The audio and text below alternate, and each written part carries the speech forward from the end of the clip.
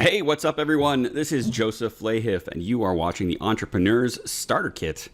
I've spent the last 12 years as an international entrepreneur working with some of the fastest growing and most successful businesses in the world today.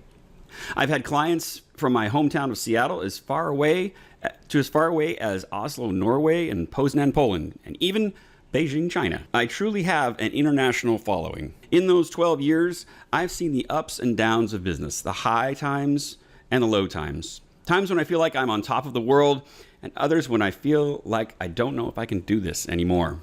From all that, I'm learning all the time, though. And I'm going to share with you those lessons with the hope that you won't have to make the same mistakes that I made along the way. Through it all, for 12 years, I have never had a year, though, that I didn't make six figures. So if you would like to learn how to start and grow your business, how I run my six-figure consulting practice, you are in the right place. My name is Joseph Lahiff, and this is the Entrepreneur's Starter Kit. Let's go.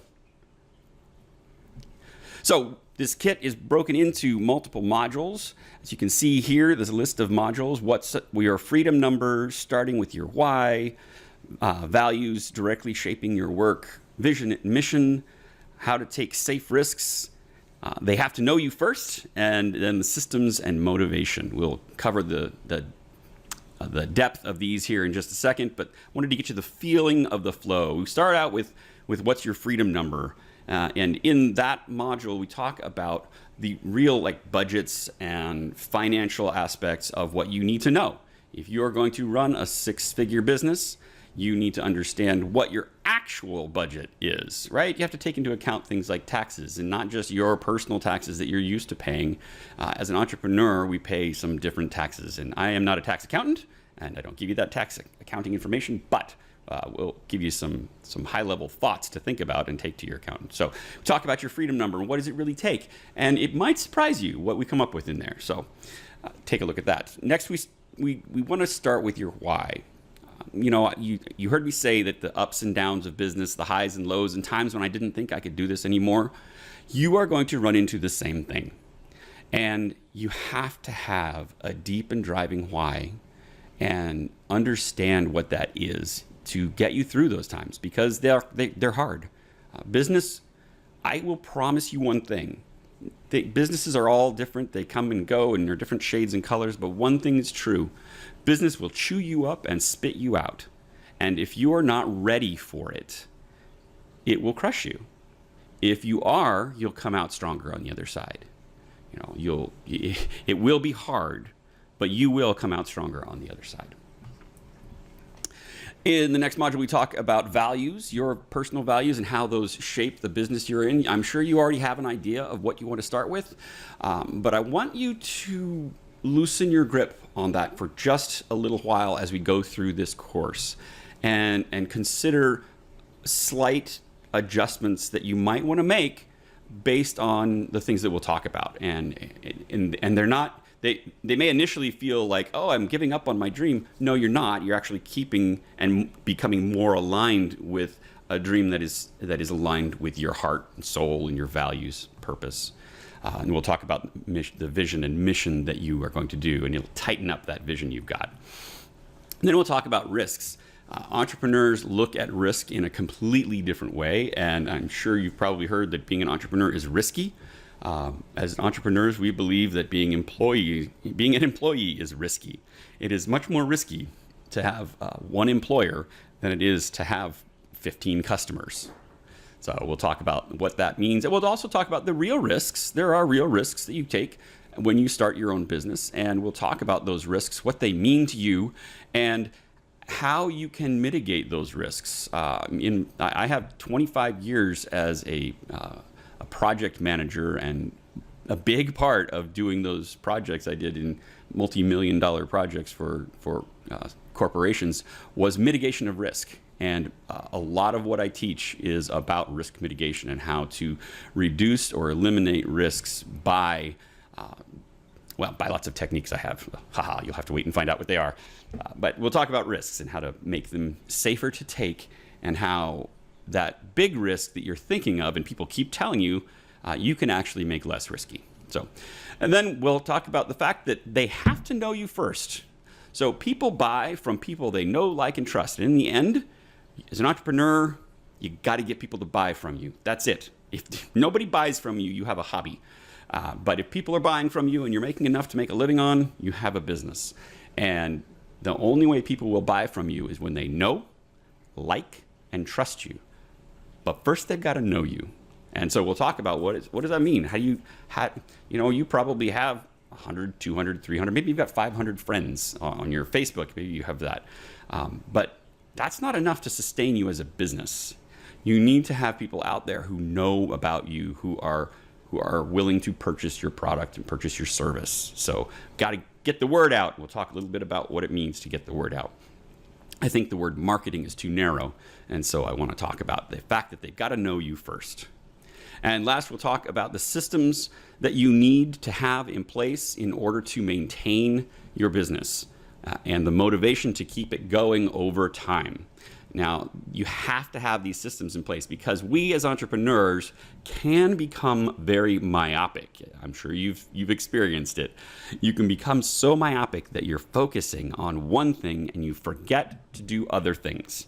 Like you focus so much on producing one product that you forget to service your clients over here, or you get so focused on doing marketing that you forget to do the sales part, or you get so focused on doing R&D and developing new products that you forget to service the existing customers you've got. So you get the idea. You have to have systems in place that make you focus on all of the things a little bit and not let the balls drop. Because the worst thing that you can have, and this is one big warning, the worst thing that you can have is one client. And so this happens a lot to consultants. So I'll save you the learning about this later. This happens a lot to consultants where we have one big client. I did this. And you work on that client. You throw your whole heart into it. You're working, 40 to 80 hours a week. Really, as an entrepreneur, you may. On that client, you're helping them out. You're doing what you can. And you get done with that 18 months or something like that you've been working on that client. And you go, okay, that client's done. They're happy. They're satisfied. You get a great referral from them, references and all that. But you get done and now there's nothing in your pipeline. So now you have to go out and find the next gig. Well, depending on how long your startup cycle is or your incubation cycle is for new business, you may take 18 months to get your next client. And that's not okay. So give you the systems and the motivation to continue using those systems to keep your business running and keep it flowing. So next I want to talk about how to get the most out of this course. So the first thing you need to think about is, what am I going to do to get value out of this course? I do not want people buying this course and not using it. No, don't do that. So the first thing you have to do is sit down and start taking notes.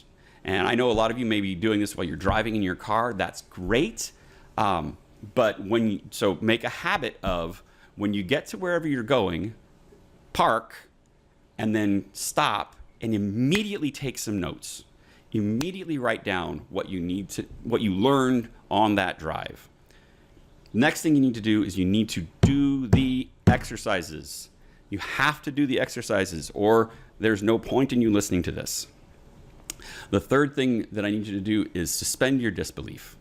I know I'm going to tell you things that that'll never happen to me. Like just now, I talked about the feast and famine cycle of you've got a client and then you don't have a client and now you have to go find one. That'll never happen to me. I'll never. Trust me, and do what I ask because I've seen it myself. I've seen it with other peers who are consultants as well that have the same things happen. So suspend your disbelief and try it. Trust me. Do exercises and just trust me as you do the exercises. The next thing you need to do is you need to have a friend or two to help you along the way. And I don't mean your spouse, generally, and I don't mean your best friend who's an employee. I mean someone else who is an entrepreneur. And so where do you find those? if you don't know people who are entrepreneurs already? Well, one of the first things you can do is go on to something like Eventbrite or something along those lines, where you can find local meetups of other entrepreneurs and go to it. There you will meet people. Maybe you'll make a friend. Then just tell them, hey, I'm going through this course. You should get the copy of the course and go through it with me. Or I'm going through this course. Would you mind if I shared some of the exercises with you when I'm done with them? You have to have a friend or two who are of like-minded entrepreneurs, who are go-getters, who are out there wanting to get stuff done. You need this because it can be lonely. You also need it because you're going to do exercises in this that I'm going to assign you, and you need someone to look at that and go, yeah, that's cool, or someone to be accountable to say, hey, I'm going to do this exercise. Will you keep me accountable to finishing it within the week? So you need some other people. And the last thing is to get a coach. The friends are great, but a coach is someone who can really help you along, help you jump to the next level. I do coaching, but I'm not saying just buy my services. That's fine if you want to, if I happen to have a room available, but don't always. But get a coach. John Wooden said a coach is someone who can give correction without engendering resentment, right? So a coach can help you get up to the next level and really accelerate your ability. I have multiple coaches, so think about it that way. You don't necessarily have to have one coach, but maybe you have a coach. I have a coach that I work with on marketing. I have another coach that I work with specifically on sales. I have had other coaches in the past that I've used to help. Think about the most successful people you know in the world. The executives. Did you know that most executives today in business have an executive coach? Yeah, they've proven that it's enormously effective to have an executive coach. And so most companies now do have an executive coach. If you think about any top-level sports person, they all have coaches. I mean, come on. Every single one of them has a coach. And that coach, they're an expert in the sport, but they may not be able to do that sport as good as the athlete, but they're able to see from the outside. And that's really the value in getting a coach. So you need to get a coach. Okay, I beat that drum. All right, are you ready to do this? Thanks for joining me today on the Entrepreneurial Starter Kit, where you're going to learn more about starting your business, or if you want a guide to help you move faster with more confidence and clarity, just go to www.josephflahiff.com and book time with me and let me know. That's www.josephflahiff.com. Thank you, and let's do this.